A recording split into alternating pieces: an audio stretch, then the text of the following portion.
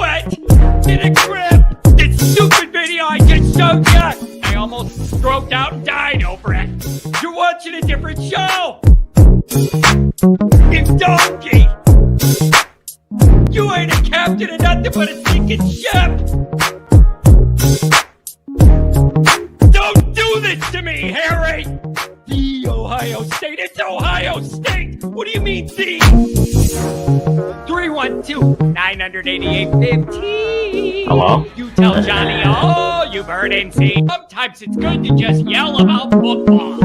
Yeah.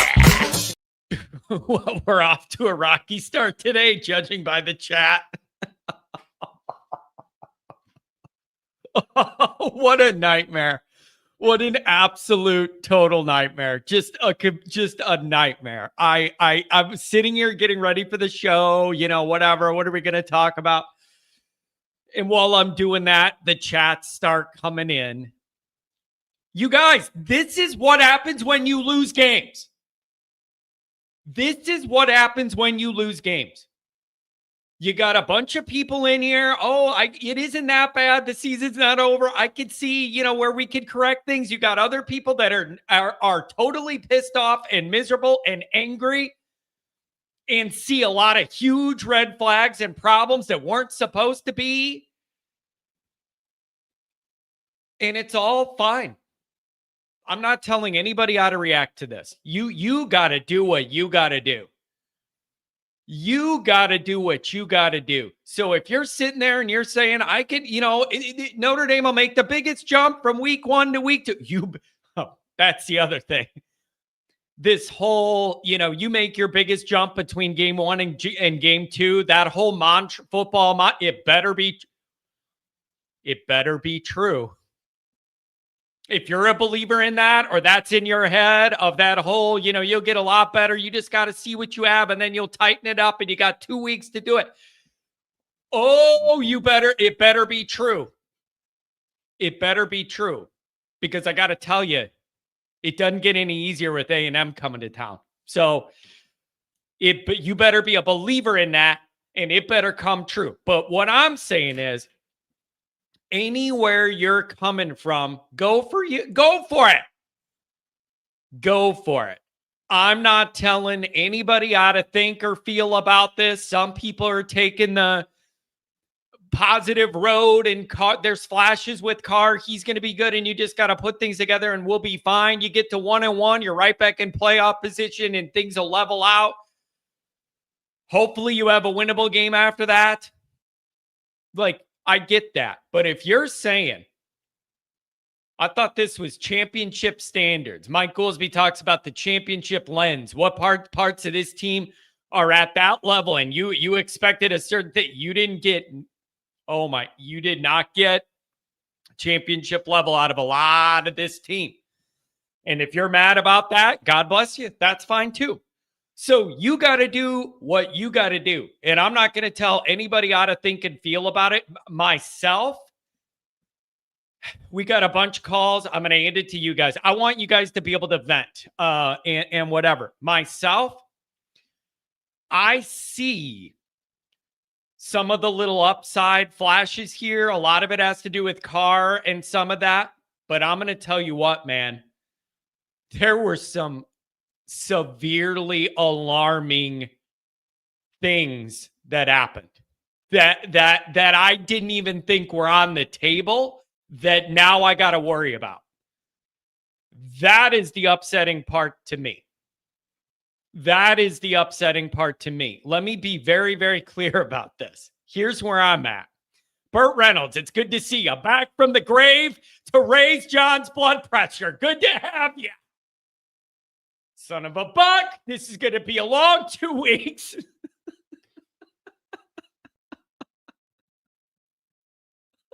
This is going to be a long 2 weeks. Here's where I'm at. I just picture Burt Reynolds literally coming out of a grave just to say, 0-2 incoming, John. And then he goes back to the grave.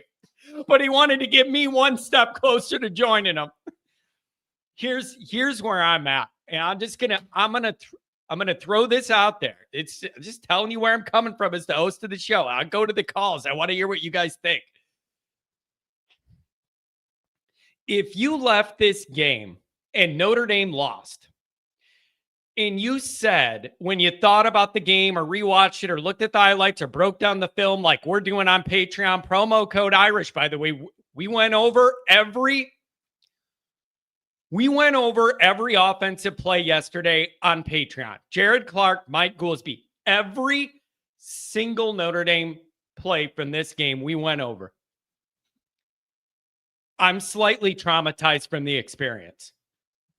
Like, I try and back off and let those two break down the film, and I just kind of watch them do it off screen talking about. I had a tough time going to sleep. I'm a little traumatized by a lot of what I saw. Slow motion replay, Jared Clark drawing what went wrong. It was traumatic, and I may need counseling. There were mistakes everywhere all the time. It is, and here, I had a tough time falling asleep. And there was a lot to like with CJ, but like all these other stuff, all this other periphery stuff, buddy, I had a traumatizing night. Here's where I'm at. Just going to throw this out there. If we left this game and Notre Dame lost, and you said, rookie quarterback, first-time starter, man, the moment got to him. He threw a couple pick sixes into coverage where they disguised it and he panicked and they ran it back and whatever. And that made me lose. It made us lose. But you said you got good defensive play. You knew you could rely on. The O-line did their job pretty well. The game plans were pretty good. And the young quarterback just made some mistakes that he'll grow out of. And it's really unfortunate, his first game in this environment and that opponent and whatever, and you got beat by it. You couldn't get away with those mistakes. But the guy's going to learn and he's going to get a lot better and all that. I could live with that. But that's not the takeaway from this game. The takeaway from this game is there are parts of this team that were supposed to be strengths that were weaknesses in this game. That is my takeaway, and it is the worst case scenario. You could be, if you want to be on the positive end, and we'll make a jump week 1 to week 2, and we'll change up the defense, and we'll do that, go for it. I'm just telling you where I'm at. I could live with the quarterback kind of blew the game because he was overwhelmed. That's not what you got. That's not what you got. The parts of this team that were supposed to be the foundational rocks of the program did not play well at all. That's a real problem. That's a real problem. I got a problem with that. But that all 22 offensive breakdown made me have an offensive mental breakdown. Are you out of your mind? Watching that at midnight, I couldn't sleep.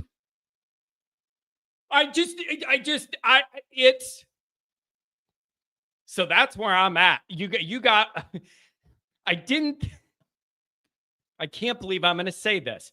I almost wish the focus now was, it's Carr and he's a rookie and he's going to get a lot better and that's why we lost. No, you have way bigger problems than that. That problem will solve itself over time as that kid gets more experience and whatever. Problems like your O-line can't block anybody. Problems like you don't get any pressure and you're just, and on the back end, a strength didn't play as a strength either. I don't know. That's the problem. How do you fix that? Your O-line can't block good teams. How do you fix that? Does 2 weeks fix that? You don't get any pressure against good teams. Does 2 weeks fix that? It might all look better against Purdue, but that's not because you're better. It's because your opponent's worse. Can we be clear about that? It's going to all look better against Purdue or whatever when you get that, but that doesn't mean you got better. It means you're playing a team that's worse. If you have championship standards, you got to play good against good athletes and good teams like Miami and like A&M. So I'm open to the idea that you're going to save the season and beat A&M, and I want them to come out after 2 weeks and tighten so many things up. Some of it schematically you could change and tighten up. But buddy, I got worries that I have worries you just can't have. I have worries you can't have. The foundational pieces of the program that you've been leaning on for success are not good enough. I can't live with that.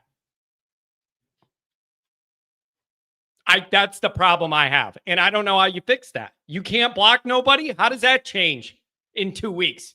Like, I don't get it. Other than if you go up against a worse opponent, how does that change that you can't block nobody? Good.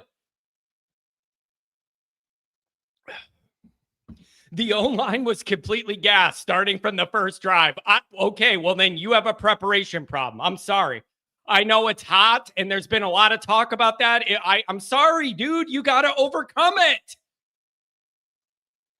It's not like you didn't know it was going to be humid and hot. Like, that's not an excuse you get to use in a rivalry game. Like, I'm sorry.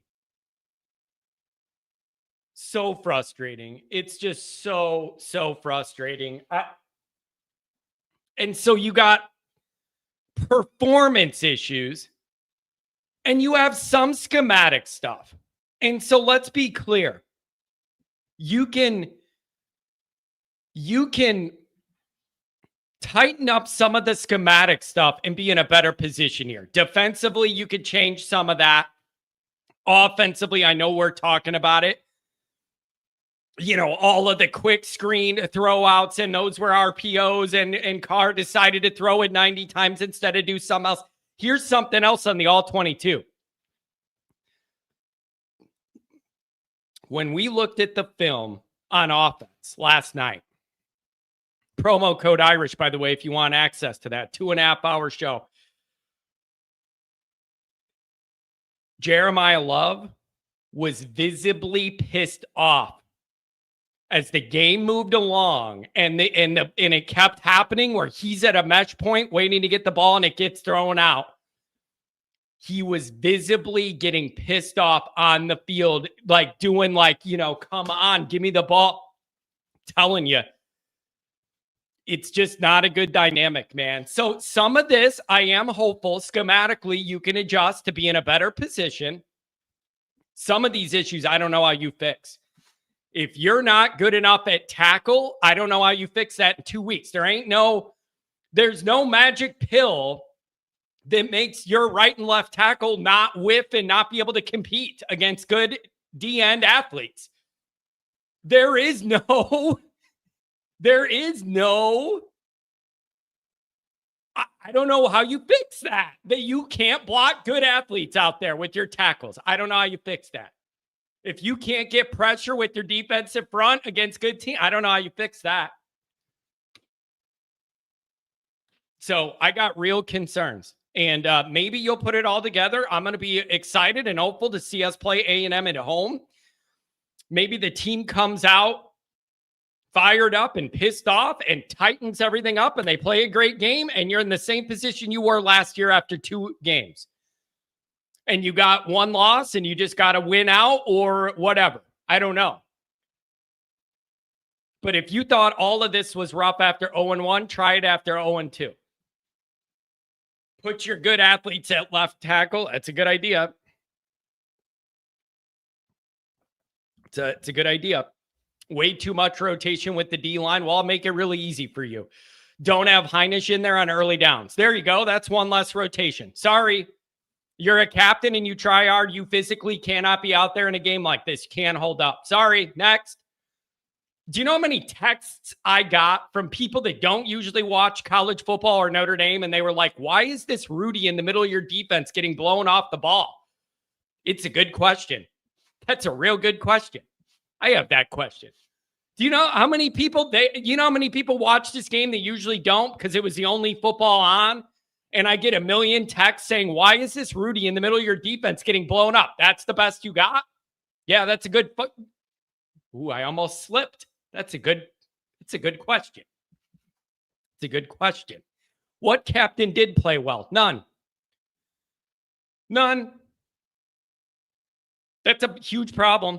How are you supposed to lead everybody else if you don't lead with your play? Who's going to lead you? Like, I don't understand. You can't be a captain and then not deliver. Sorry.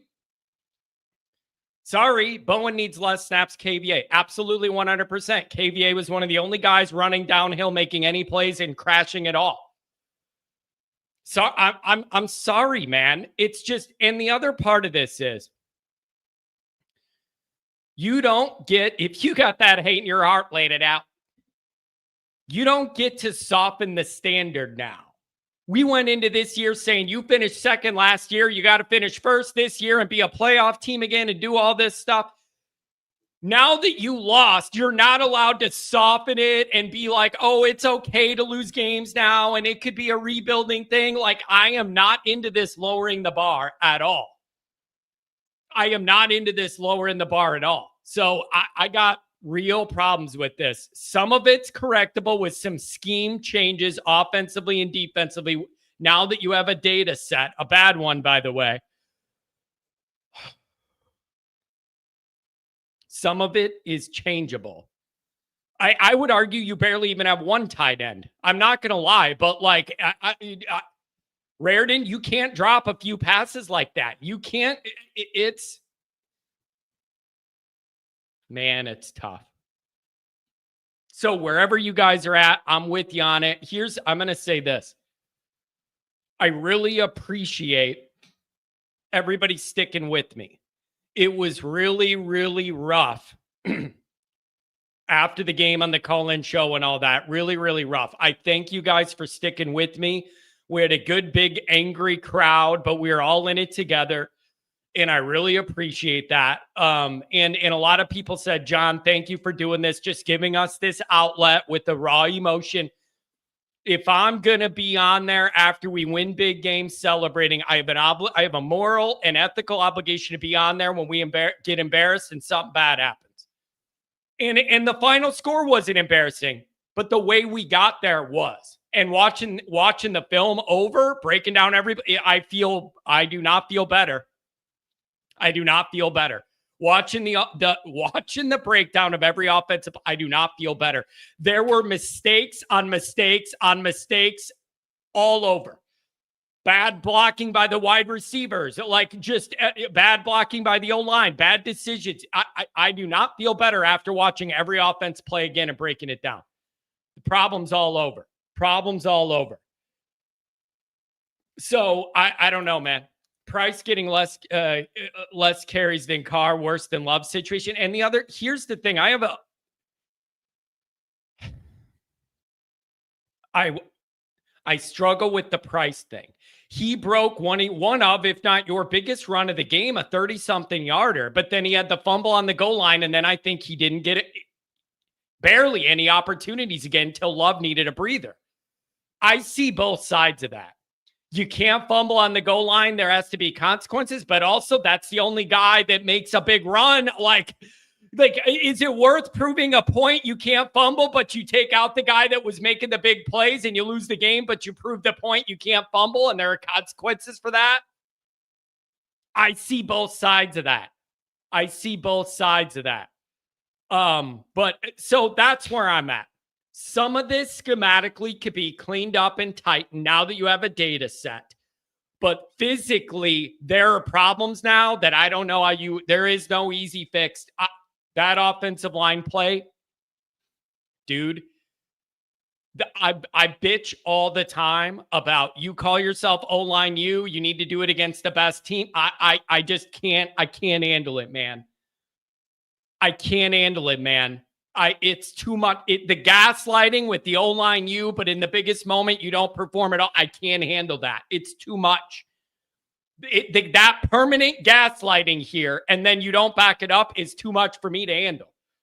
And the other question is, how are you O-line and all this, and you end up in a position where you have tackles that are like under 300 pounds and struggling out there? I don't even understand how, if you're O-line and you think of yourself that way, how do you end up in a position where you're playing teams that have 340-pound tackles on the edge and your guys are 290.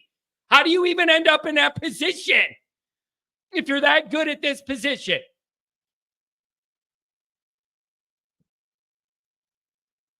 I'm telling you, rewatching every offensive play, I couldn't fall asleep. I felt worse, not better. I felt better about Carr, actually, but worse about everything around it. So I'm sorry, man. It's a struggle, and you really gotta use these 2 weeks, challenge everything. I just wrote an article this morning. Marcus always says, challenge everything. Now is the time to test out your own mantra. Now is the time to test out your own mantra. Okay, you challenge everything. You need to challenge yourself. You need to challenge your staff, and you need to let everybody know, I don't care if you have a C on your chest or not. If you don't make plays, you're not playing. And that goes for these captains too, man. I am devastated that the captains didn't do anything. Anything. Almost Billy Schrauth held up okay. Everybody else had minus days. You can't have that one of the biggest games of the year. Sorry. And you're a captain and you want people to follow you? What are you leading?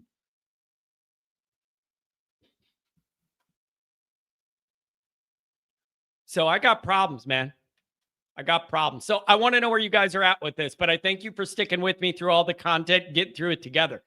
So let's get through the introductions and I'll give it to the calls. Okay.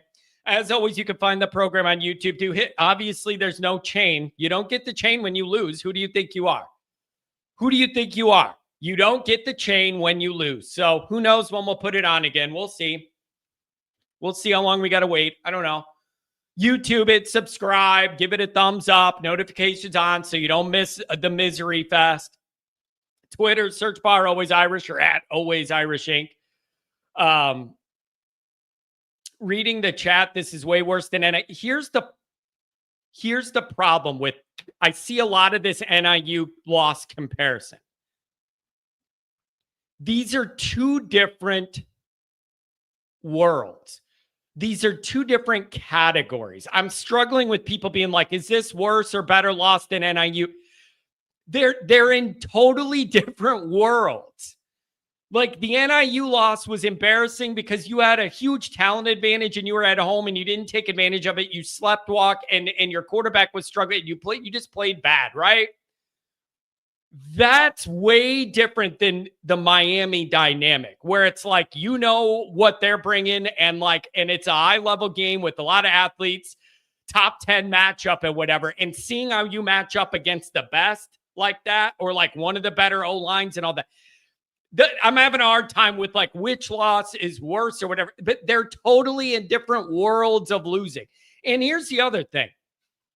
To me, it isn't just that you lost the game and whatever. It's how you lost the game.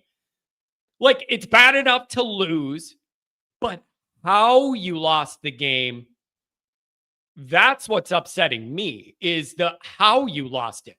With the parts of the team that were supposed to be your foundational strengths being bad at football.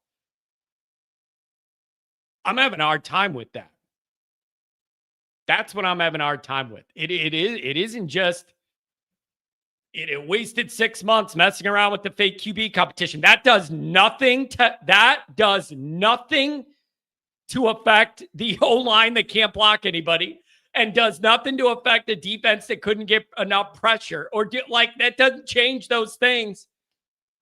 That doesn't change those things. You lost up front.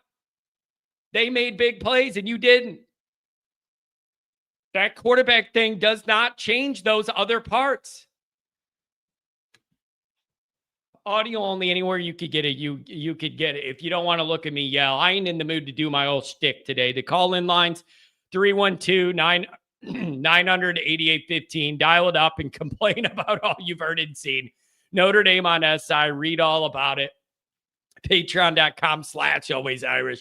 Promo code Irish. We got a lot going on over there. 500 plus subscribers now. Breaking down the film. We got Timmy Hyde. We got Jared Clark. Jack Sullivan. Myself. Mike Goolsby, of course, the captain, breaking it down. All right, couple chats, then we'll go to the calls. Wherever you guys are at, we can take it. Let me know. It is man, I am this is just tough, man. I'm struggling. DC Skater, $5 hour. Hey, John, I thought I'd come on here and eat the words that I meant to eat on Sunday, but the line on the calls was too long. I have a rant for you come Friday. Yeah, it's fine. C. Jones, thanks for the dono. There were many disappointments on Sunday night, but the highest paid OC in college football was the worst by far. The game plan was embarrassing. I get it. It's a tough spot to be in because you got to navigate that new quarterback. And how do you want to thread that needle of letting him get into the game, but not making him do too much and everything? And you know what's key part of that? The O-line's got to be a key part of that equation. So whatever plan you go with to integrate Carr, it makes life easier. You didn't get that. Could not compete. It's hard to admit, but Miami wanted that game more, and that's puzzling to me too. It's another good question. It is undeniable to me. Miami started the game with more intensity, more hype, more everything, more juice. And I didn't feel that when you went to A&M last year in a similar opening environment. I want to know what was different and why it felt to me like Miami was more ready to get into this game than we were. That has nothing to do with your tackles or you're not getting pressure on the defense or whatever. That has nothing to do with Miami. That's your preparation. Why were they more ready to go than you? This is a problem I'm not used to having with Freeman in big games, but it happened here. It happened here. I felt more juice and intensity from those guys to start than us. Why? Why? Ugh.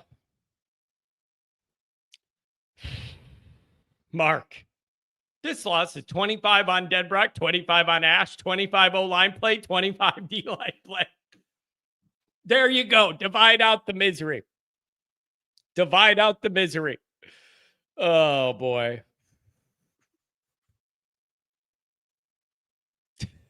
$5 hour from the 80s guy. Wasn't happy with the hiring of Ash when it happened. I felt like it was rushed. Not very confident things are going to get much better defensively. Well, I am to some extent. Now you saw that whatever it was you were trying to do was not good enough and it didn't look like the Notre Dame defense. And Ash came in here with his number one thing was, don't mess up what we already have in a good thing. It's just, and he even admitted, my job is to keep a good thing really good. It ain't really good right now. It ain't really good right now. And it tightened up later in the game or whatever, but there are just still some problems that are going to be long-term issues that I don't know how you fix. Unbelievable. $20 holler from my lawyer in Michigan. ND never wins an Addy with Ash. Start the DC search now. $5 holler. Why can't Lambert play tackle? I don't know, but I liked at the end the whole jazz hands route. I like that. Jazz hands. Go right around me. Jazz hands. I can't handle it, you guys. I can't handle it. That's a Notre Dame strength. O-line you. We go in there. We're tough. We're going to do jazz hands. Go right around me. I just can't handle it, dude. $2 holler. O-line, D-line driven program. Yeah, that is the number one thing that is offending me about all of this is you say you're an O-line, D-line driven program, and neither your O-line or D-line are good enough. Yeah, that's a problem. That's a problem. $20 hour, Tom Chris. The worst thing was getting pushed around the trenches on both sides of the ball. That has to get better. It's going to be a long year. See you in a few weeks. Yeah, here's the other thing on a personal note. This is all my fault, by the way. $5 hour from Adam. 21 looked like this till freshman Joe Alt saved us. You got a Joe Alt waiting in the wings. Is it Will Black? $2 hour from the dog. Did you receive the second package? I was wondering where that came from. I was confused. I did receive it, but I did. LSU Hyper Ninja, always Irish. You talk that trash at BK and you hiding from the fact you talk trash when ND has so many problems.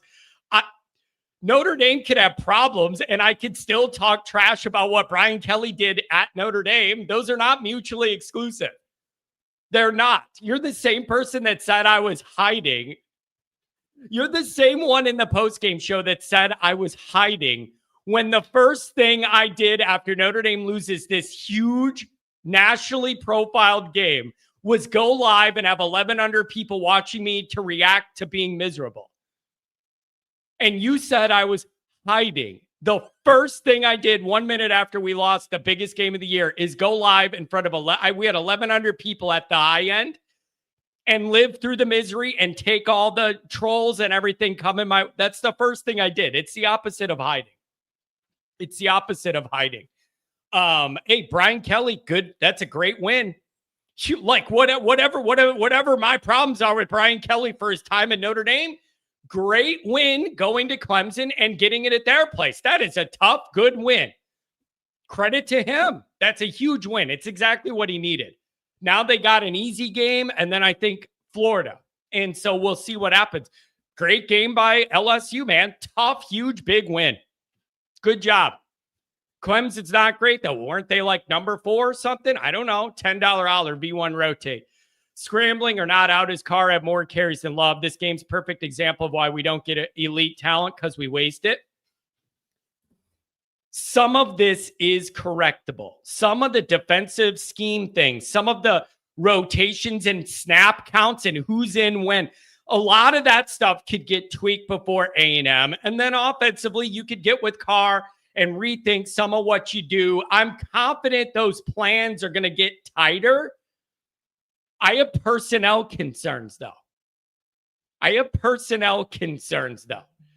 It cannot be like you struggle against Miami, you struggle against A&M, and then you blast Purdue, and then I say your problems are fixed. No, it just means you're playing a worse team.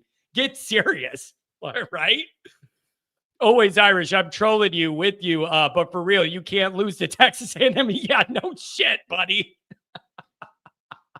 No kidding, buddy. LSU Ninja. No kidding. Here's the problem. Johnny's tailgate game where I do my big gathering and hang out with the crowd. It was the game after the Marshall loss. It was the game after the Northern Illinois loss. And now it's scheduled after Texas A&M. I don't like my history here. I don't have a good record. It better not. It better not be. But I got a bad record here. After the Marshall, a week after the Marshall loss, I think. A week after Northern Illinois. And it's going to be a week after A&M. Buddy, I'm on a losing streak. I am on a losing streak. $5 for Ryan Elliott. Thank you. My O-line is butter soft. Why, yes, it is. It certainly is. You could put it on a crow soft. It's unbelievable, man. It's unbelievable. Final thing, just to round it up. My problem with this is the parts of the program that are supposed to be your strongest were your weakest. That is a huge red flag in every single way. You ain't as good as you thought. It's a huge problem. So that's where I'm starting this from. That is where I'm starting it from. Crying Belly, you want to get in? What's your number? Dr. John. Crying, put your number in. We'll see where we're at. What's up, Doc? How are you doing? Well, I'll tell you what's up. I sent you an email on Sunday about, and I did it before the game, so it wouldn't be a reason for what I'm saying. But like I told you, I think my nostalgia and my shtick is a little stale. So I just want to say I appreciated for the last 4 years or so you taking my call first on Wednesdays. I know you took it first because of that call in Schaumburg when I told you I didn't want to die on hold. So I really thank you for that. The other thing I noticed is I just noticed the 13,000 subscribers. Congratulations. What a job you've done. Hey, thank you, man. The one good thing is, like, even in the frustration, things are growing. The Patreon's growing a lot. This channel's growing. And I'm happy to play this role. Although I admit sometimes it's not the easiest thing after a tough loss, but I'm glad I have this role. Well, I found out yesterday when I played golf that maybe I'm handling things better after a loss, but every time somebody came up to me and said, tough game, I felt that knot in my stomach again. Yeah. Yeah. But anyway, it was tough. Yeah, I'm not going to do my regular call every Wednesday. I just think, when I've got something to say as important as Timmer or Chicago's own, then maybe I'll give you a call. I'm still going to be there and chat, and I'll harass whoever. But I just appreciate what you did the last 4 years from a couple of standpoints. You gave me a lot of fun, letting me spiel sometime, but I just admire the fact that you just grabbed the reins and went with this thing, and you're making it work. And I just want to congratulate you and how much I appreciate what goes on the show every time you're on. Well, I appreciate that. And you just call whenever you want. It's not an obligation. Just whenever you feel like it, pop in and give me a call. Yeah, and I know. I put the obligation on myself. Nobody has anything to do with that except me. There's a couple of things. That when I was with you and your dad at that playoff game, that meant so much to me too. It was like I was part of the family. Enjoyed it so much. Enjoy your folks so much. And I'm sad I can't be at that Purdue tailgate. I just hope it's not a wake. Oh, I know. I hope it's not an Irish wake, but I know I got a bad record going, and hopefully we'll break it. Beat A&M, and we'll be on the upswing. Well, and I got to take a little responsibility for this loss too, because I made the mistake of going to the same friend's house that I watched the national championship game at. So I'd like to say I'm not superstitious, but the thing still rolls around in my mind. You're a little stitious. You're a little stitious, at least. Yeah, I'm a little. That's true. Yeah. Okay. About the game, and I've said this to several people when they asked me about it. We lost it in the trenches, just as you said, both sides of the ball. The lines just did not do what we thought they could do. I don't know if it was because of us or because of Miami, but I guess we'll find out a week from Saturday. So yeah, we'll find out. But the pressure's on now, and you got 2 weeks, and you need to use every minute of this extra week to be able to get this thing together on the tracks. It's just tough, man. Tough way to start. And it isn't necessarily the loss. It's how it looked is the concern to me. And so you got a lot to clean up. Marcus says challenge everything. You need to live by that. Yeah, well, I think we all realize that winning a game starts up front on both sides of the ball, and we just did not produce. So to me, the bright thing was C.J. Carr. I thought he looked like a veteran. He made a couple of mistakes, but for the first start like that under the gun, I thought he did a heck of a good job. If you want a positive, it is that I left the game and he is among the lower of my concerns. So that's a positive in some ways, and it's a negative in other ways. Yeah. Yeah. Well, we've got to produce on the line on both sides of the ball, and that would take care of a lot of ills if we can do it.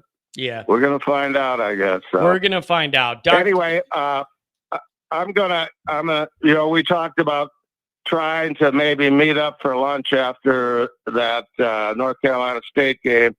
But I'll email you something and see if we can still figure that out. So, Yeah, shoot me a Johnny, I think it. Yeah. When it gets closer, shoot me an email. We'll put some plans together, especially if I'm not going to catch you at the tailgate. That'll be a good opportunity to catch up.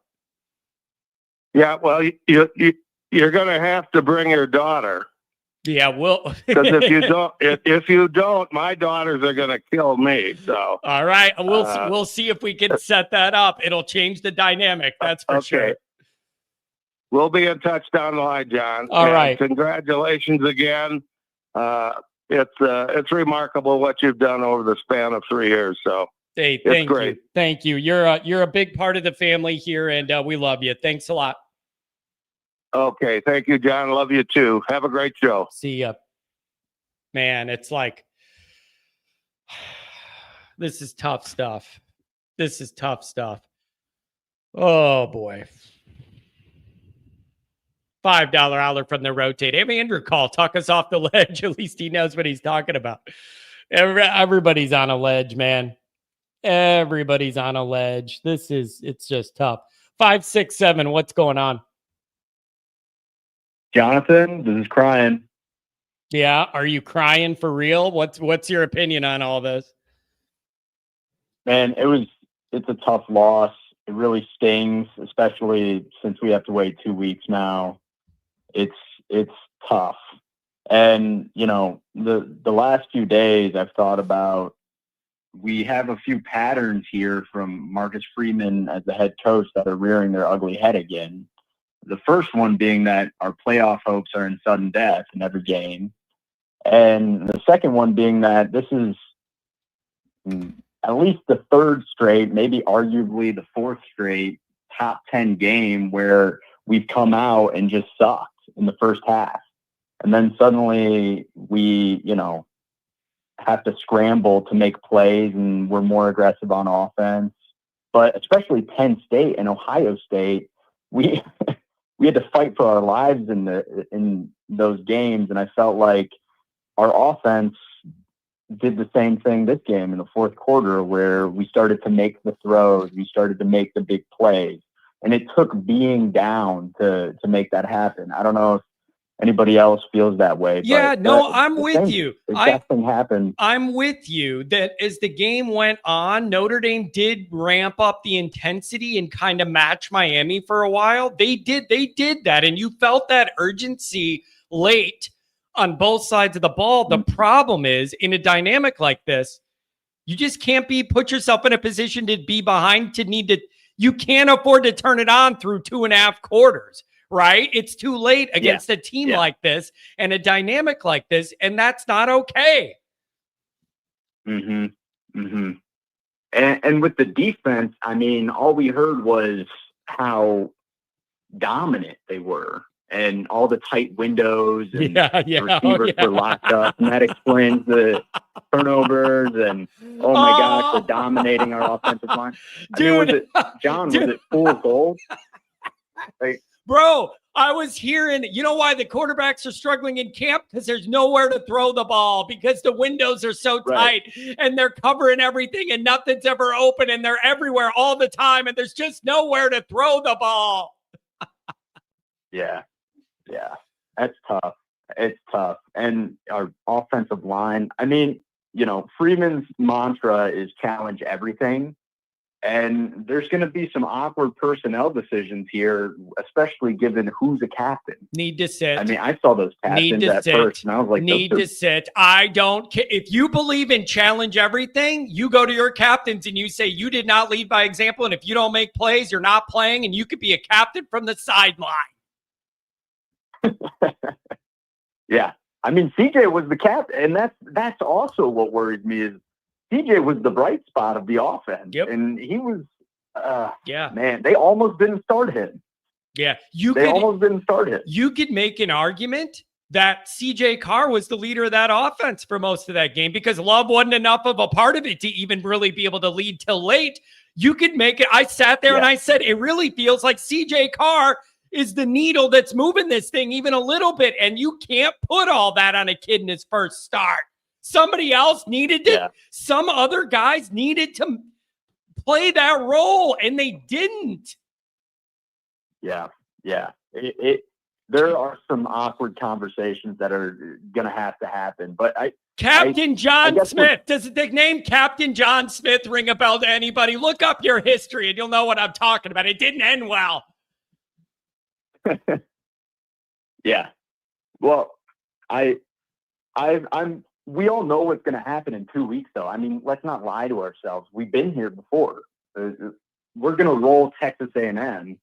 Okay. It's just irritating that we have to take a loss for us to get there. It's happened from Louisville to USC. We always take a loss like this where effort is a problem, and then we come out the next week and it's us against the world. And to me, it's getting kind of gimmicky. I mean, what is Marcus going to do during this bye week? Is he going to bring out that NIU letter that he wrote to the team last year? Like, seriously, this is just what we do now. We're just going to. Yeah, it's tough. I feel like it can't be the arc of every team. And that was one of my concerns coming into the season was how do you keep hunger without it being sudden death? Yeah. I get that. Build yourself a little margin, like, so you're not playing with your back up against the absolute wall every week for 11 or 12 weeks. Like, I totally get it. So I quickly, are you thinking they'll put things together and put together a lot better effort against A&M? You seem confident in that. I think, yeah, this is just how Marcus's teams are. I mean, they take a loss like this. I do think this game wasn't as close as it appeared to be. I'm going to be honest. I think we played pretty poorly the first half. And I think Miami was just really conservative, and they were running the ball at will and taking tons of just intermediate. How many times was it third down and they throw that shallow cross to the dude that just turns up the sideline? Oh my goodness. It's so tough to watch. I miss Al Golden so much already, but I think we're going to be good with A&M. I think Marcus, he always has played captains weird. I found it weird that Riley was a captain. I found it weird that Sam Hartman was a captain. And I find it weird that Emil Wagner and all these dudes that aren't very good are captains, and yet Darian Price fumbles the ball and we take him out of the game, despite the fact that he's our only hope on offense for a drive. You know what I mean? Yeah. So I struggle with that. I struggle with that decision. I understand the need for accountability, but he was also the only one who broke a big play, right? So it's like, it's a struggle. So I don't know, man. There's a lot to clean up in 2 weeks, and you better hope they put it all together. I don't know, man. It's tough. Hey, thank you for the call on a tough day. Yeah, nice talking to you. Yeah, have a good one. I got to tell you this. Crying Belly is such a troll on Patreon and here. And then when he calls in, it's like a thoughtful, good, normal call. It throws me off. It messes with me. I see the regulars and I want to get to you guys, but I also feel an obligation to get some people in that tried to call the other day and weren't able to get in. And here's WPP, who is at the game. What's going on, WPP? Hey, John, it's Pat from West Palm. Thanks for taking the call. No problem, man. So I know you were at the game. This was a big deal for you. You were there representing. I would love to just hear your thoughts. Before I say anything, Goolsby put a short video out yesterday. I just wanted to thank him for that.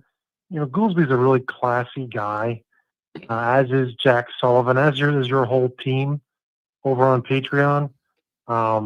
It's just a really classy bunch of people and smart people and good people, and the content over there really is excellent. It's now you have these football experts with Goolsby on the defense, and you got Jared Clark on the offense, and you got Sullivan. It's really good football content, and so a simpleton like me really learns a ton every time I click on the Patreon. It's worth the $20 a month or whatever it is you guys are charging. I appreciate that. I appreciate that. We're building, and I think we have a really good team, and I think it's needed. It's needed after losses more than wins, man. It's important that we ask tough questions and try and figure this out. Yeah. So anyway, I just want to put that out there first. But the game, I'm hearing this humidity excuse. John, I'm not a native Floridian, right? I moved here, Yeah. and my sweat glands have never adjusted. So I sweat like a whore in church. You know what I mean?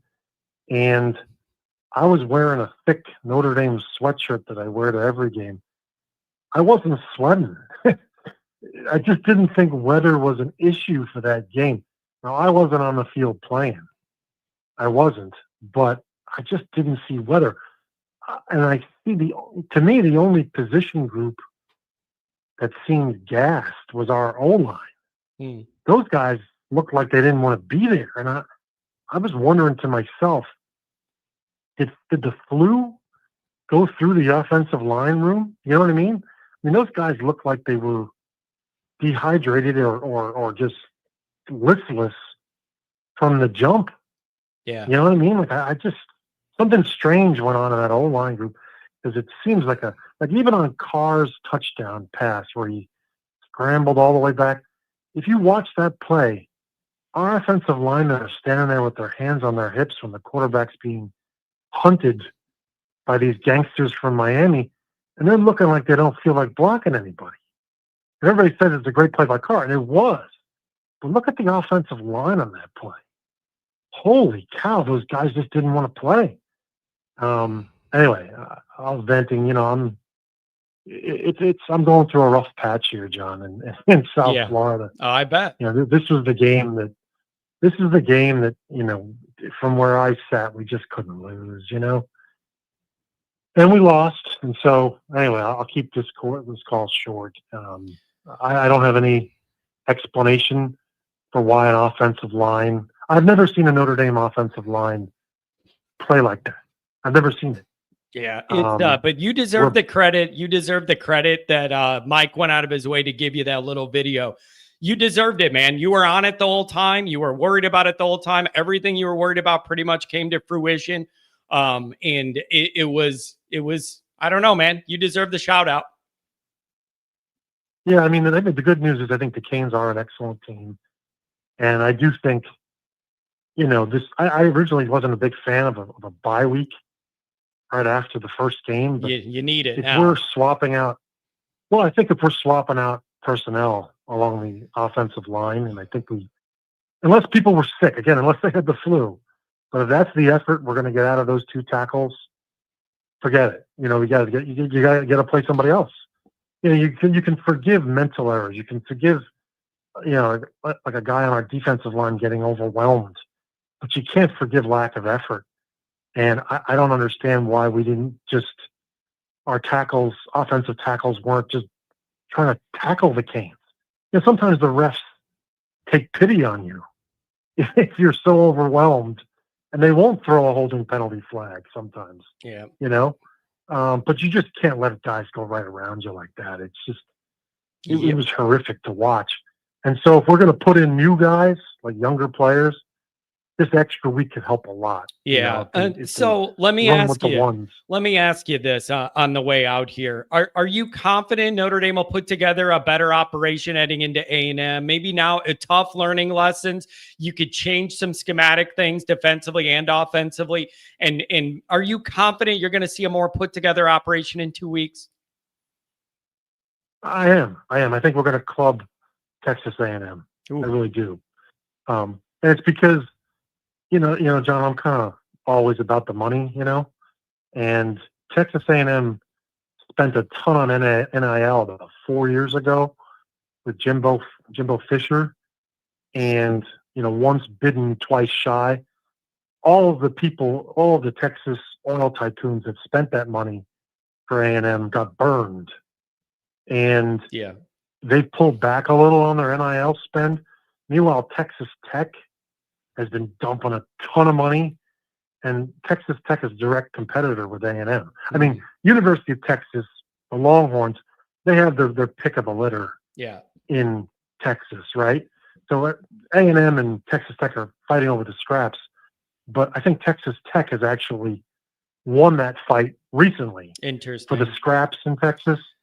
And so I don't think and I think Elko is a good coach, but I don't think he has the horses to hang with And it. the other thing is, they gave up like 200 yards rushing to Texas San Antonio in the first week. Like, if there isn't an angle here to be able to feed Love and Price in this game, looking at 200 yards on the ground by Texas San Antonio, I think maybe there's an angle to start with changes with this offense.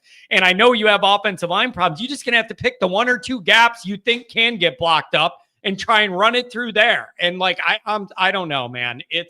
But we got 2 weeks. I mean, I think a guy like, I was just going to say that a guy like Love in the backfield, he's not going to get denied 2 games in a row. He's just not going. He's like the Rocket. He's just too good to be held down multiple games. And so I'm not that. I think we'll beat the hell out of Texas A&M. I really do. I hope so. WPP, thanks for everything, man. You're a little celebrity over on the Patreon, and you've created your own.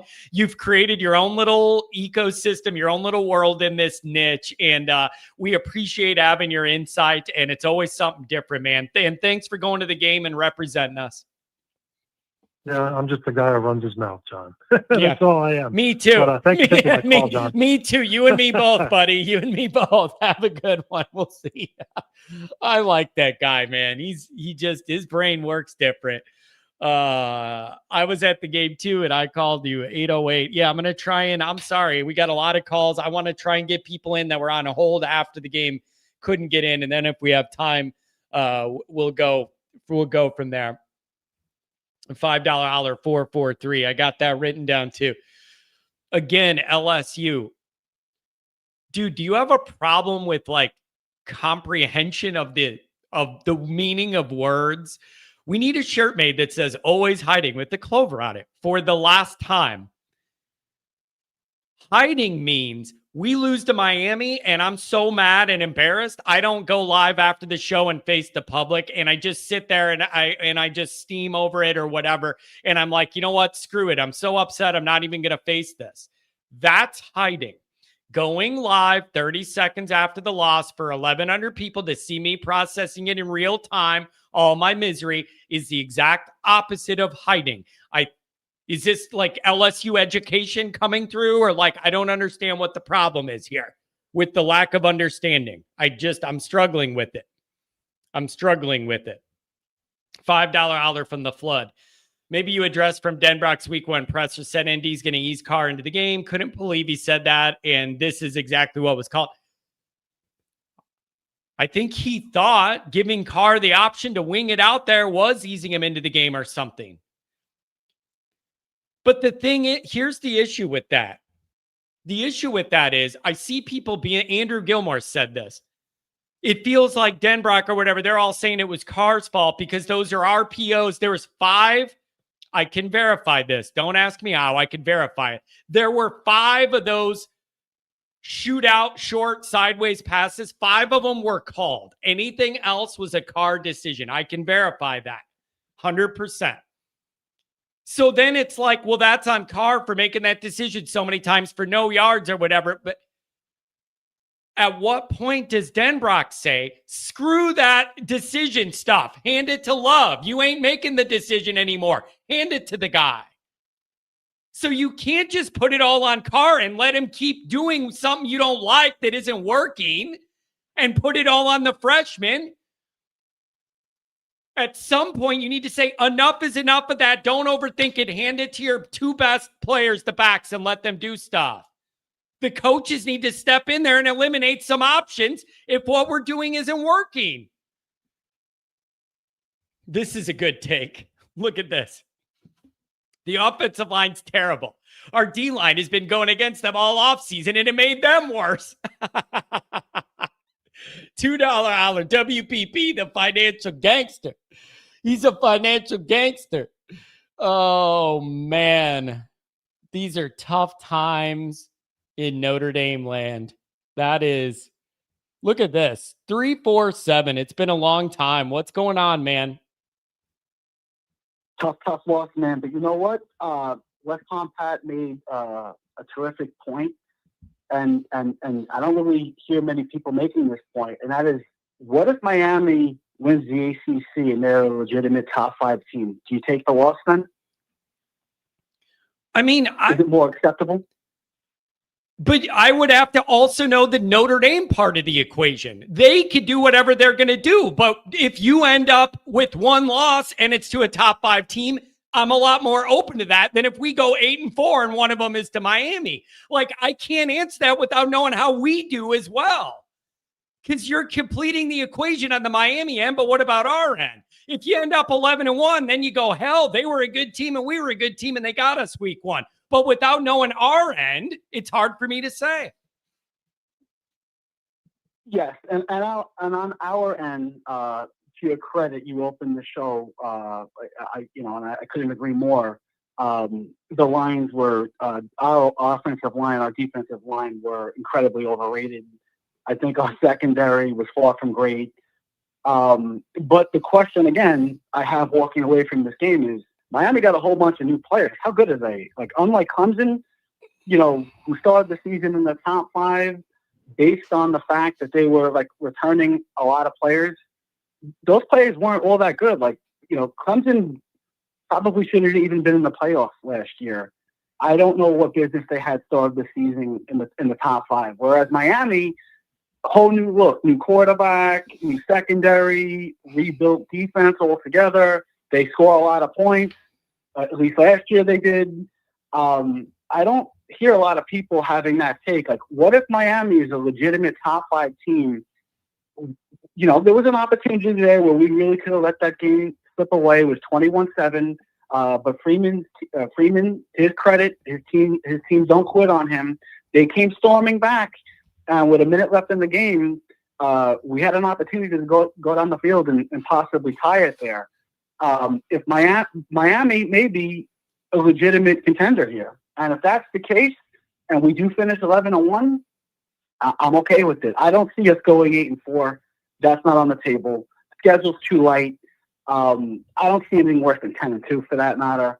So now, wait, that's very interesting to me because Jeffrey, thanks for the kind words. Just saying, John, thanks for the show. Thank you for appreciating it. That's very interesting. You said 10-2 is the floor. Does that change if 10-2 is your floor and you start out 0-2? Does that still hold?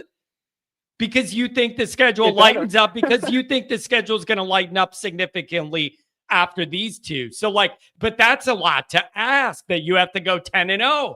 And if you went 10-0 after 0-2, you would probably make the playoff as Notre Dame, but you'd be a lower seed on the road. And you would hope that Notre Dame gets better throughout the year and the schedule gets lighter throughout the year.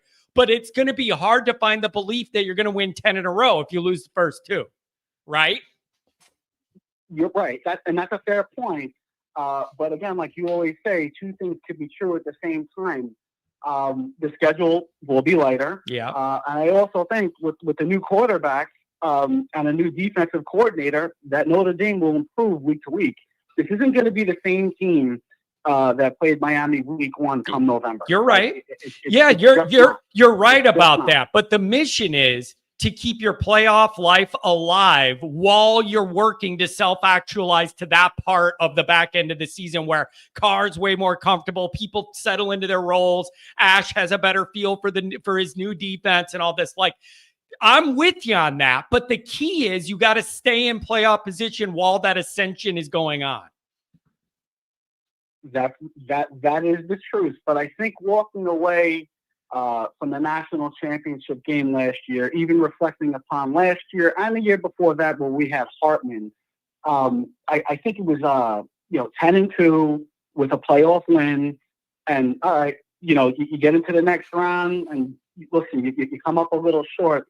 That would be a satisfactory season. I went into this season with that outlook. I said, new quarterback, new defensive coordinator, we can get to 10-2. We get into the playoffs, we get a win, and I think that's a satisfactory season. National championship at this moment might be a little bit far-fetched. Anything can happen. I think there's a lot more parity in college football now, but I do think that might be a little bit extreme of a step. We finished 10-2, sneak into the playoffs, deal a win. I'd be all right with it. Yeah, and the thing is, man, if you put this together and this team comes out way more, fired up and with a better plan on both sides of the ball, and you beat A&M, this is all going to flip, because then you're in the exact same position you were in last year. You have one loss. If you win out, you're going to host a playoff game. You have one more in your pocket to play with, probably, to make the field. This is all going to flip. If you beat A&M even by 1 point, this whole thing is going to flip. And if you don't, man, it's going to be tough around here. It's going to be tough. Yeah, you know what? And if I'm not mistaken, I believe Notre Dame is a 6.5 point favorite against Texas A&M. So this is a team, Texas A&M, Texas 8-4, whatever their nickname is. Like, they're not the Texas Longhorns. Like, we should win this game in a similar fashion to the way we won last year. And we didn't even play our best game, and we won going away. Being at home's got to help too. Being at home's got to help too, man. You're going to have home cooking. That'll help Carr. It'll help the environment. You got a lot to clean up over 2 weeks, though. I hope they're getting down to business. Challenge everything. It's not the big game that so much concerns me under Freeman. It's the game like an NIU or a Marshall or a Stanford, the ones we don't see. Yeah. The late October game against Pitt or Syracuse, where we're 25-point favorites and we just don't show up. If he's got an Achilles, that's it. And that's why level-headed thinking 10-2, I think, is fair. But there's no reason why they can't just go through the rest of their season like they did last year, finish 11-1. Man, I hope you're right. To do it. I don't think they didn't play their best game. I think that was evident. I just think that Miami, we might be overlooking Miami. Miami's been due for a while. They've kind of been knocking on the door. They just missed the playoffs last year. Yeah. They inherited a whole bunch of new players. They addressed their defense, all those flaws that they had last year, and they were still very good last year. They may have very much improved upon. And listen, 3-point loss with the ball with a minute left and a chance. They finished in the top 5. They win the ACC. Looking back on it, I don't think it was all that bad. They could have given up a 21-7, and they continued to fight. That game was interesting. It was competitive the entire time. Freeman teams do have a tendency to start slow, though, like they did against Penn State, to the previous caller's credit, like they did against Ohio State. Freeman's teams, for whatever reason, lack urgency from the jump. And that needs to be addressed. He needs to hold these players accountable, and they have to put 110% effort in from kickoff time, not in the third quarter when things are going awry. They need to be locked in. But all in all, I 10-2 the floor, 11-1. I think is very likely and still on the table. The season's not lost. The schedule lightens up, and they will get better. Man, I like the positivity, man. Hey, thanks for the call. It's been many, many months since January. Call again soon, okay? Take care, John. Thanks a lot. That was the guy that I think called me from a Manhattan, like a business suite or whatever. He was like, I think that was the guy who works in Manhattan. And he was like, yeah, I called a conference and reserved that room just to call you. 615, I see you. I see you. Irish Football Pod says playoff or bust. 100%. If that is not every Notre Dame fan standard, you're not a fan. Like that has got to be the level. That has got to absolutely be the level. So I am totally with you on that one. We're not going backwards. That is the standard. All right, quick promo read, and then and we'll get right back to your calls, and we'll run as many as we can. If you're like me, you've seen inflation eat away at your precious savings and watch the markets go unpredictably wild. This made me look into other ways to gain stable wealth over time. With that in mind, through the Always Irish community, I've been introduced to 7K Metals. 7K is helping everyday people like you and I gain access to real gold and silver, not stocks or paper promises, tangible assets. I've been able to consistently build a portfolio of gold and silver month after month without having to be an expert at all. You can simply sign up and start adding gold and silver to your portfolio every month, which is exactly what I do. I set it up, let it run, and have a little fun. It's about creating stable wealth through gold and silver. I believe in 7K so much, I decided to join as a full member. You get education, wholesale pricing that cannot be beat, easy purchasing, and cash outs with the Sound Money wallet. So if you're ready to take control of your financial future, visit my personal website, alwaysirishgold.com, via the link in the description or the QR code on the screen. You trust me. I trust 7K. Why not join today? This is not a membership. It's a movement. Can you hear the positivity in my voice? Can you tell I recorded that right before the season and I had full optimism? I'm not in the mood to sing my silver and gold 24 karat on the dome. 615, make it come alive. What's going on? Hey, what's going on, John? How are we feeling? Bad. Yep, I understand that, but after I sat on it, normally when Notre Dame loses, I kind of like recluse myself down. I don't want to talk to anybody. Yeah. But I watched the game and I was like, something's off. I don't feel like I'm ready to destroy the world. And then I kind of went back, I watched the game and everything, and I kind of looked at it and I was like, Notre Dame lost by 3 to a top 10 team, probably besides LSU. I mean, they're kind of neck and neck, probably the best looking top 10 team we saw play this weekend. And they lost by a field goal after spotting them 2 turnovers that they scored points on. And Miami played their A game. They certainly did. I think Notre Dame played their B game. And I don't want to be super positive because there are some things I have to clean up. But I think that, Chris Ash has gotten a lot of flack, which he probably should with some of those zone schemes. I don't know how that shallow cross kept being open. I mean, I knew it was coming. How did you not know it was coming? I don't understand what Miami was doing to get that cross open, but it was destroying us. And I think that. Wait, did you say B game or D game? I didn't hear you. Did you say B game? B? Notre Dame played their B game. Oh, man. B, yeah, for sure. They Ooh. played their B game. I know that for a fact because that was not. Now, I don't know. I think, a lot of people are, like I was saying, they're hating on Chris Ash. The problem's not with Chris Ash. I don't think so. The problem's with Joe Rudolph's offensive line coming out flat every year. That's the issue. That's how it was last year. I mean, last year they did okay against Texas A&M. I don't think they did too great. I think a lot of it was masked by Riley Leonard.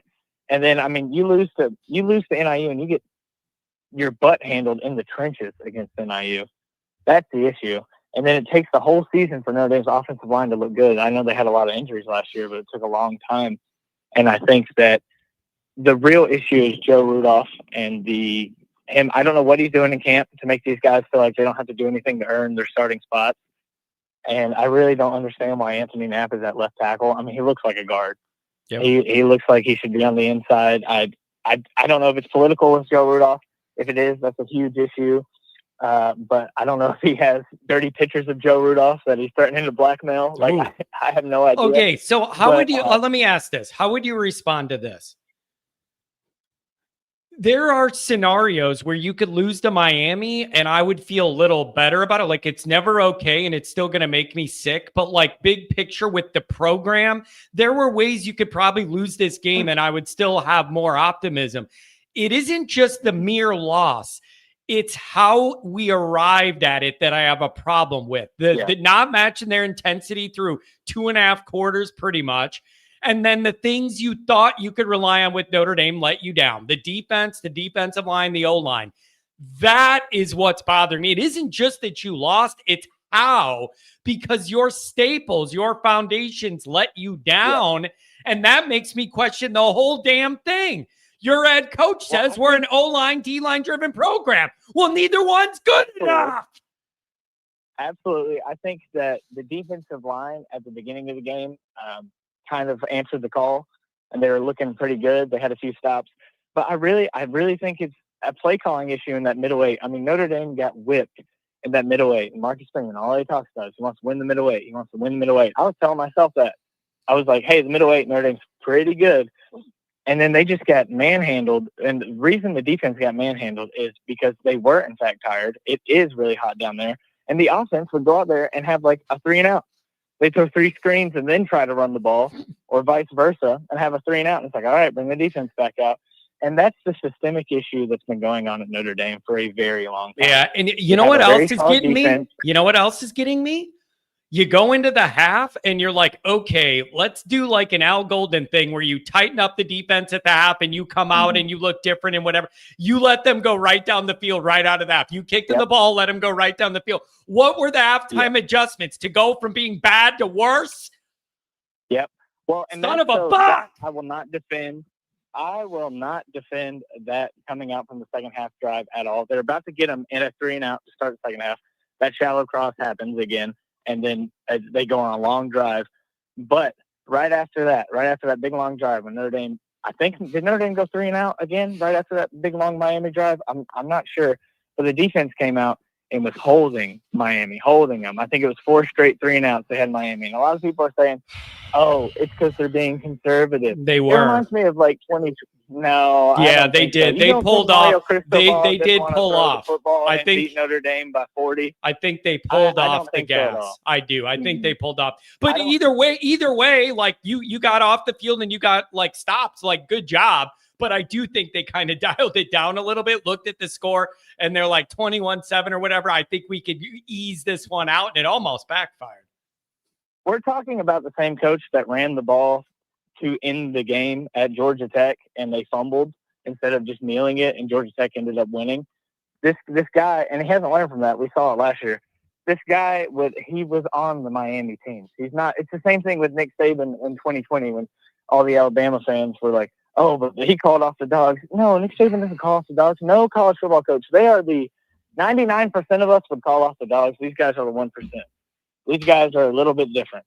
That's why they take these jobs. That's why they coach, because all of them are betting on themselves, thinking that they're the best in the business. Mario Cristobal isn't sitting there thinking, I'm not the best coach right now.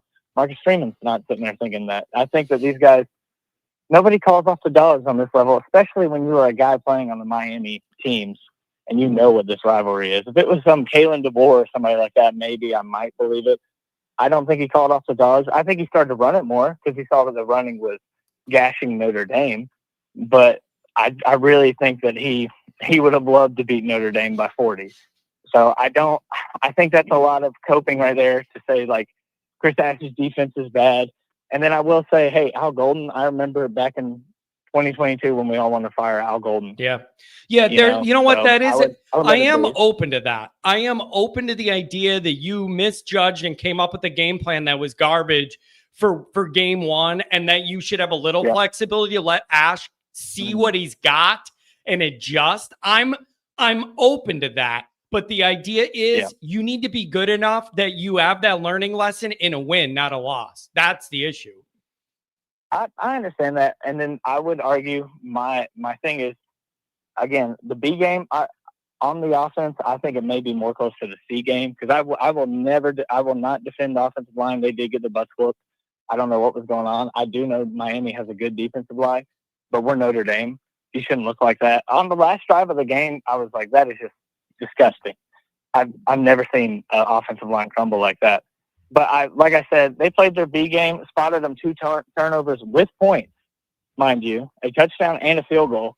And I mean, if you take those 2 turnovers away, but you can't, it's a bounce the ball game. It happens like that. But they had a chance to win the game with a minute left, down 3, after playing not very good and Miami giving it their best shot. I am not worried about this team in the slightest. I do think they need to fix the offensive line issues. And I think if they do fix the offensive line issues, Mike Denbrock's going to be like, hey, let's CJ sling it. Hey, let's run the ball some more. And I understand why Marcus Freeman took out Jadarian Price. He's done that before. If we remember, in 2023, Audric Estime had a big fumble, and we didn't see him the rest of the game. Everybody's like, where's Audric Estime? Where's Audric Estime? And it's like, well, he fumbled. That's been a consistent thing with Marcus Freeman. He doesn't like turning over the ball. I mean, you just can't bench your starting quarterback when he throws an interception, or Malachi Fields. So if you feel pretty good about it, then you're confident they're going to roll into the A&M game fully prepared and crisper and ready to go get a win then, right? I think that they'll be fired up. I think they'll be ready to win. I don't think Marcus Freeman wants to lose another home opener. It's kind of the same thing with like the Brian Kelly thing. Brian Kelly doesn't want to lose another home game. Yeah. So like that's how he managed or an opening game, so he managed to win. But I don't think Marcus Freeman wants to lose another home opener. I don't know if Notre Dame's going to roll A&M like we think. That would be amazing. But I watched the A&M UTSA game, and, say what you will about Notre Dame's offensive line right now.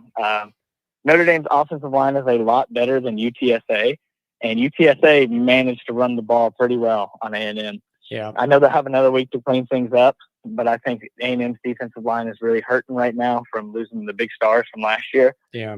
And I could see Notre Dame winning by 10, maybe even 17 points. But that's one of the things. You have to prove it to me. But, I mean, we have a lot to feel confident about. Miami will be a top 10 team. They will be in contention for it. I don't know about top 5, but they will play for the ACC championship unless Cristobal mucks it up at the end. And they will be in the playoffs. And I think that, hey, there's a lot worse ways to lose a game than by 3 points after you didn't really play very well. Yeah. I will say, and we also have CJ Carr. I mean, that's one. You said that was your only positives. I think that was a lot of people's only positives, and I really don't even know if it was close in fall camp.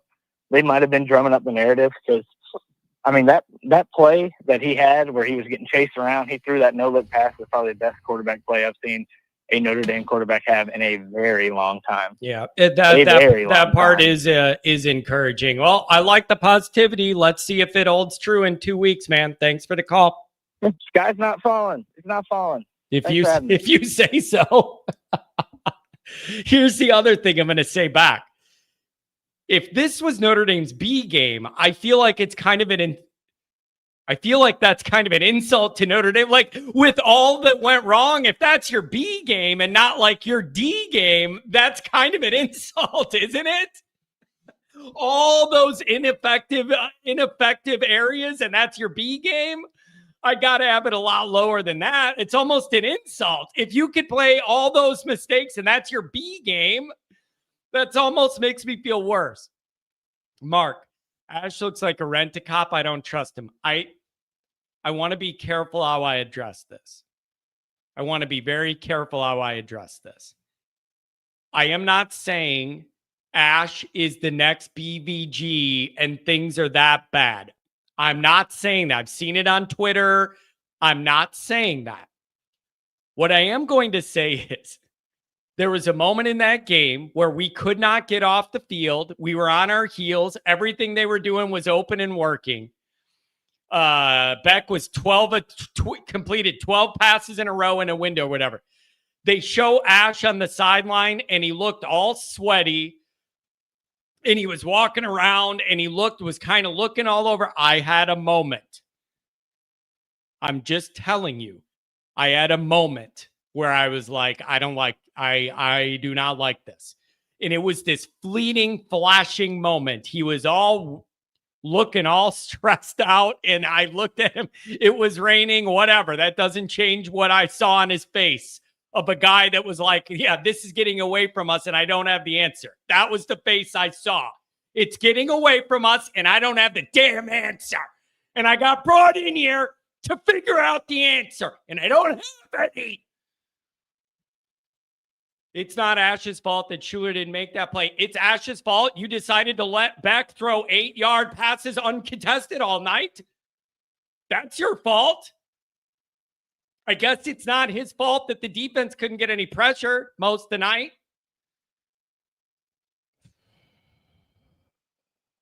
God. These are tough times. These are tough times, you guys. Real tough times. 443, what's going on? John, how are you? Hello, can you hear me? I've been better. You've been better? Yeah. Okay, before we talk football, let me cheer you up for a second. The Notre Dame soccer team went out and beat 14-ranked Oregon State back on the 28th, and are playing Indiana on Sunday at home, and tickets are absolutely free. I don't feel that much better. Oh. I'm not trying to be a jerk, but I do not care. I'm not trying to be mean. I just don't care. I just don't care about that. Well, we do have an American Pope from Chicago if that cheers you up. I just want Notre Dame football to win. Yes, we all do. So let's actually talk about it. So, in my opinion, what happened? Like, did the offensive line get the flu or something? I heard a caller reference the flu earlier today, and I just wanted to ask, did they get the flu? Because that's probably the only reason why they would look so tired out there. I have never heard that. I think that's just something people are throwing out there that, like, you know, it looked like the flu went through the locker room. I think there was some dehydration, hydration issues in the humidity or whatever. But again, that's not an excuse. You need to be prepared for the environment. Yeah, you absolutely do. And, you know, the sky is not falling. Miami was a top 10 team, and you can make the argument that we did not play very well, but in reality, I don't think Miami was that much better.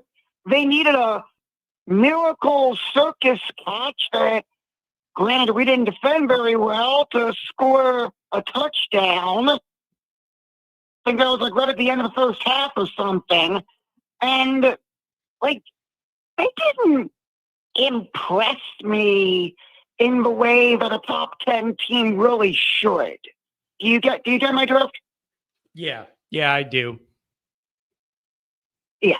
So, like, it's really hard for me to put a lot of stock in this, especially if you consider the fact that it is like the first game of the season, brand new freshman quarterback who, in my opinion, looked great. He was running for his life the whole time, but the fact that he can go all the way back to the 30-yard line and do a circus touchdown throw and put it right on the money for the receiver gives me some hope that we might actually have a quarterback this year. And the offensive line has to realize that we don't have Jimmy Clausen back there. We don't have Riley Leonard back there. CJ isn't going to be one of those, like, quarterbacks that's going to want to scramble around and run a whole lot. He's going to want to actually sit in the pocket and throw, and they're going to have to give him the ability to do that. UTSA being able to run the ball on A&M is great, and I just actually have I'm going to get to the coaching in a bit because I am not going to let the coaches off the hook here. Defensive line was Swiss cheese.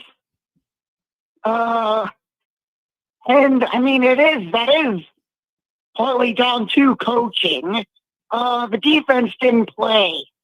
Well, the defense got a lot of 3 and outs. That's great. But the problem is you gave up 27 points when the offense scored 24 points. And now it's time for me to yell at the offensive coordinator. Let it fly. And this is a rhetorical question, John. Who is the best player on Notre Dame's offense? This is a rhetorical question because we all know who it is. It should be Jeremiah Love, but he's got to get enough touches. Yeah, that is exactly my point. The fact that we're doing RPOs and CJ's throwing it all the time tells me, well, he's a quarterback and he wants to throw the ball. And not that he's actually reading the defense to tell him, look, they're covering the receiver you're going to throw to, so hand the ball off to the best playmaker on the team And yeah, Jeremiah Love is just sitting there twiddling his thumbs all game. No wonder we lost. It was really frustrating, wasn't it? It was really, the most frustrating part was that whole first half I was on the radio listening to it because I was coming home from a wedding. Well, I hope they're not Notre Dame fans. Their divorce is in their immediate future.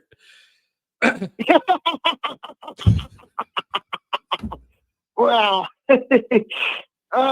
so actually this bye week, I remember a caller mentioning it. This bye week, it turns out this bye week was perfectly placed because I think we need a week to get all of that sort of lollygagging, I don't want to be here out of the system, and just go on to do like actually prepare and like another did you watch that Texas game on Saturday by chance? Yes, I did. You did? What did you think about Arch Manning's performance for Texas? I think you saw a lot of quarterbacks in tough first-time road environments, and it was tough for a lot of them. That's what I think. Yeah, and I would tend to agree. And of course, the we just got to get better. We just got to. The offensive line has to They're lucky I'm not the offensive line coach because I would have done the classic make them run till they puke after the game. If they're not going to put a lot of effort out there, they're going to give me effort. They're going to give me effort the next day in practice. Yeah, it's this is really it's a very frustrating dynamic. So moving forward, are you optimistic we're going to put it together for A&M? I'm actually very optimistic because if UTSA can run the ball on Texas A&M, we should be able to. Jeremiah Love should be able to get at least $150 rushing yards. Yeah, I hope so. I think they could clean up. I think they could clean up a lot of things and be a lot better in 2 weeks. I really believe that. I don't know if they're going to win, but I'm confident they'll put together a better operation. I'm confident too, and we will definitely see if they can actually pull it off. What are you going to be doing on Saturday during the bye week? Probably stressing out about the next week, honestly. Yeah, I'm going to be going to the Orioles game. It's like they're doing a whole thing celebrating the 30th anniversary of Cal Ripken breaking the consecutive game streak. It's going to be a big hullabaloo with a ceremony and speeches and pomp and circumstance, and I didn't want to miss that. Yeah, I'm going to be watching soccer. That's what I'm going to be doing. All right. I'll talk to you later, John. All right, I'll see you. Thank you. Right. Thank you. Thank you.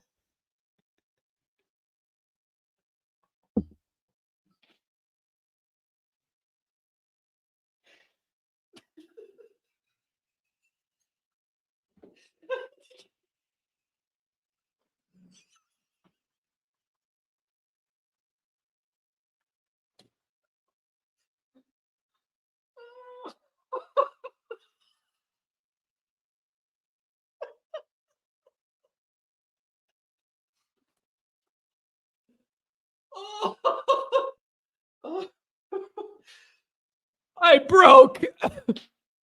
Oh my God, I broke. Mark, if you're in here, you got to timestamp that. It broke me. It broke me.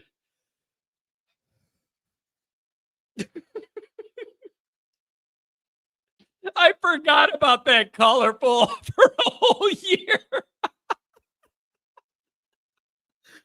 Oh my God, dude. Who needs to go to the gym? My abs are bumping, dog. Oh, I am, that was, oh, I needed the levity, but I am struggling. 808, what's going on? It's been a while. Hi, John. How are you? I've been better. John, man, I had like the best weekend. Got my tan before the game. Like, it wasn't even raining. Then, like, it started raining once I left. Like, all the timing was perfect. Then we get to the game, and is Notre Dame the one with the M or the one with the golden helmet? It's like, we got out Notre Dame the whole game. We lost the middle 8. Yep. We lost the line of scrimmage. Yep. Like, and honestly, like, yeah. Hey, wait a touchdown second. First off, I think that's very well stated by you. Very, very well stated. It felt like Miami out Notre Dame. That the way they played is the way we win big games. You're right. Spot on.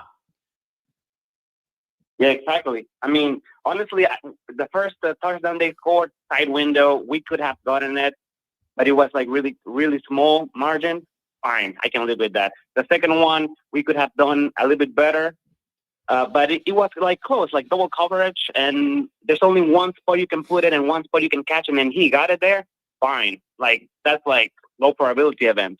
But that third one, that's what we do to people. Like run the whole field. First down, touchdown, run through you. That's when we lost. Yeah, it was it was just all so frustrating because it just didn't look like what you're used to Notre Dame football looking like. Exactly. Like honestly, like we always like previous caller stole my thunder with the lost the middle 8. Like we were like 7-7, 14-7, come out of halftime. We are used to coming out of halftime and improving. What happened? We play worse. We're all of a sudden we're 21-7 down, and then when we have our drive, we mess it up. We don't score out of that. I mean, afterward, I felt that the game plan was go 0-0 after the first quarter, and honestly, that worked. They were scared of the game getting out of hand, so that they were playing conservatively, both defensively, offensively, and fine.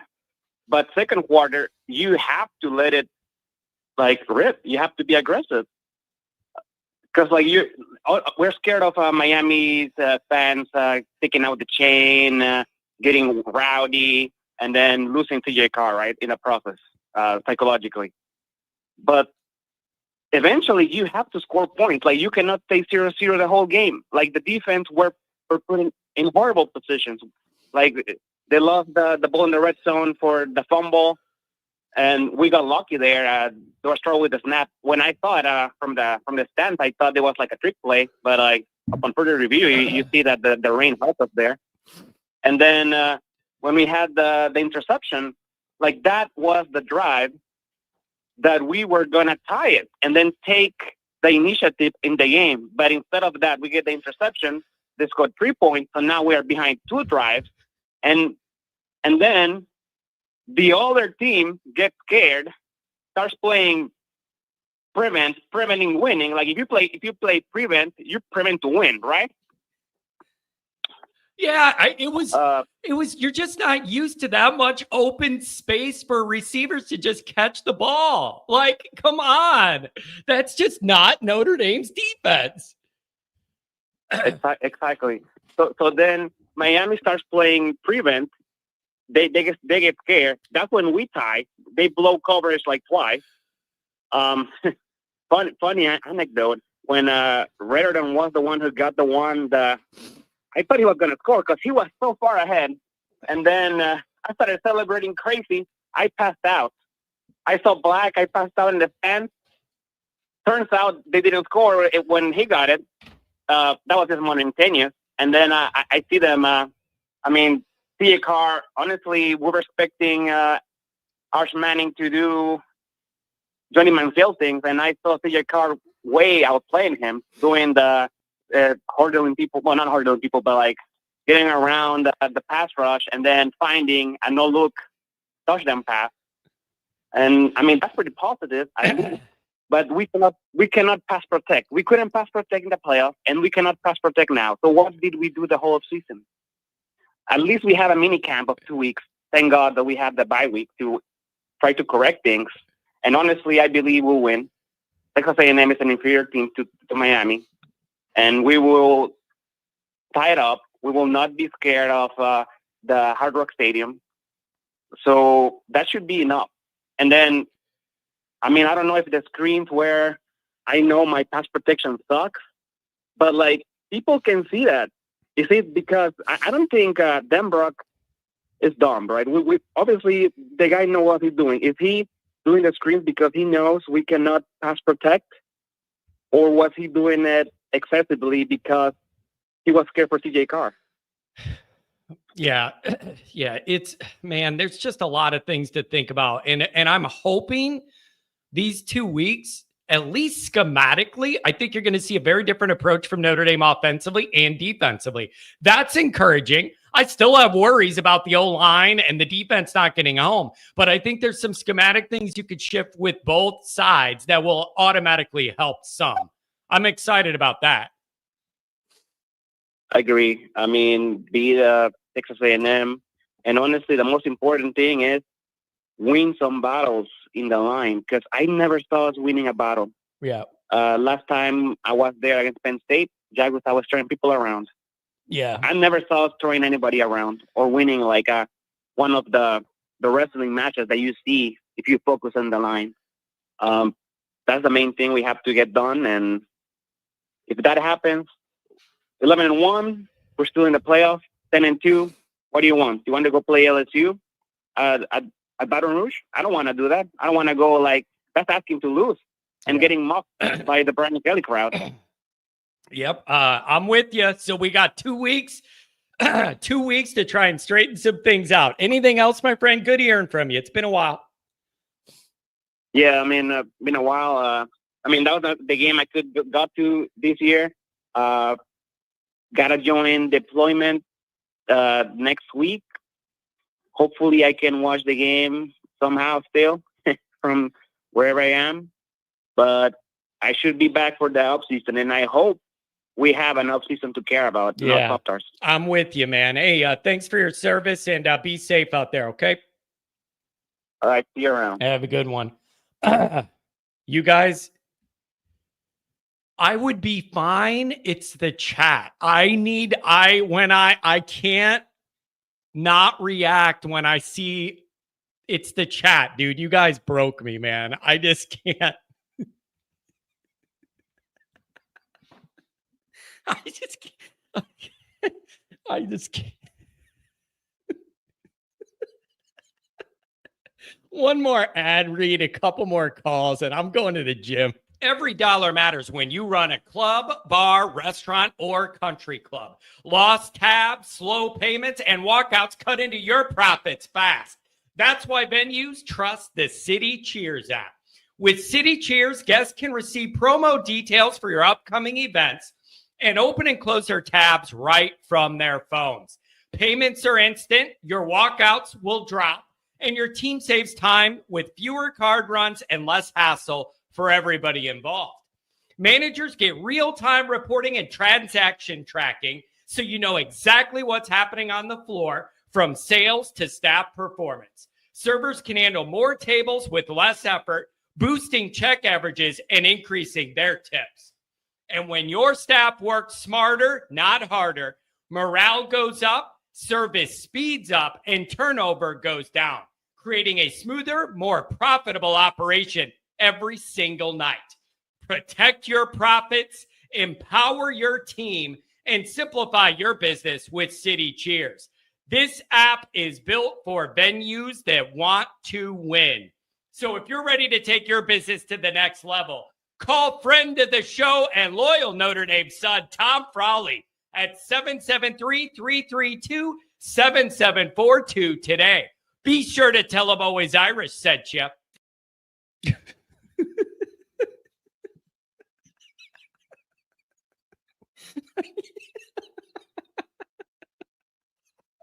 I can't get it on track. I can't get it back on track, you guys. Not today.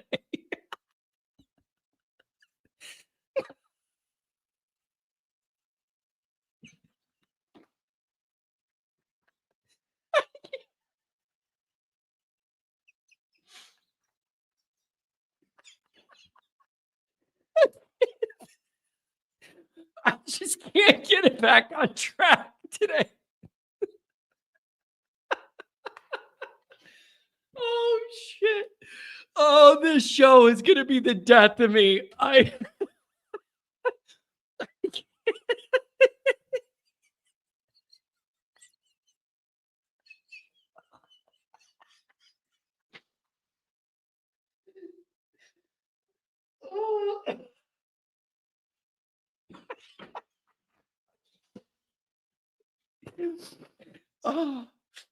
Oh my God. I got to get myself back together. This is, oh God. Oh, I'm dying today. Oh, 419, you haven't called in 3 years. What's new? Hey, how's it going, guys? It's been better, but we're trying to make it through. It's funny. Yeah, first off, I really enjoyed you laughing for the past 2-3 minutes or whatever it was. That was I got a kick out of that. You know, there's nothing like this show. Like, I mean, we have our strengths and weaknesses here, but like we're this chat just, it gets me through so many moments when I love the dynamic. It is, I at 40 years old to be able to call this my work. What a joy. Oh my God, I know you are 100% living the dream. I actually just tuned into the show. I'm actually at my lunch break right now. I just wanted to call and I guess kind of get some more of your thoughts on not so much how Miami went, but my kind of thing is right now. I don't know how you feel about it. It was for me when we lost that game. I don't know. It was like the first time in a while where I was like, all right, that's kind of not a big deal. Like, I mean, obviously I'm still mad, you know, probably because it's Miami and like, we know we played terrible, but it's one of those things where it's like, you just got to get back to the drawing board, get ready for A&M, you beat A&M and all is well again, you know? Yeah. It's just, you really would have felt good going into A&M with the win in your pocket and that breathing room. And the worst case scenario always was that this team ends up being a very, very good team later in the year, but it's already out of playoff contention, so nobody's going to care that much. Like, that's the nightmare you got to avoid. And if you start 0-2, that's what you're looking at. Exactly. And it's pretty evident, you know, it seems like it's such a joy to know, like, hey, we still got, you know what, probably 2 to 3 more years of CJ Carr, and he played that well in his first ever collegiate start. Like, that's unbelievable. Yeah, least of my worries. Yeah, so I guess, you know, moving forward, I guess what are your thoughts on, I guess, what needs to improve most? Obviously, the offensive line was a big concern. I think they'll get better, but I guess what are, I guess, your personal keys going into A&M? All right, what a good question.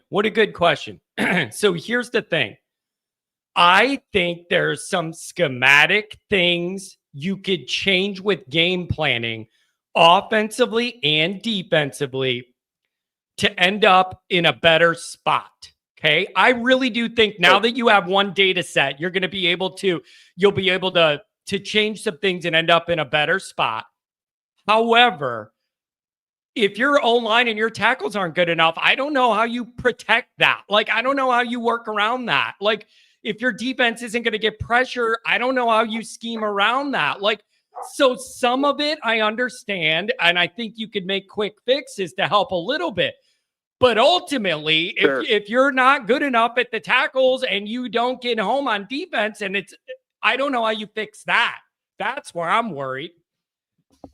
Right. Yeah. I mean, I agree with you 100%. It's not like they played terrible, you know, I mean, defense could have been better. It was Chris Ash's first game, but, you know, a lot of soft coverage here and there. But it's one of those things where I think, you know, he's still getting familiar with everything, and they're kind of getting used to a somewhat newer system. I wouldn't call it new, but I guess just like a new feel. But, yeah, I mean, at the end of the day, I'm not too worried. Like I said, you just got to take care of business, you know, next Saturday and hope for the best. And it's 1 week at a time, just like last year after the NIU loss. So, yeah, it's yep.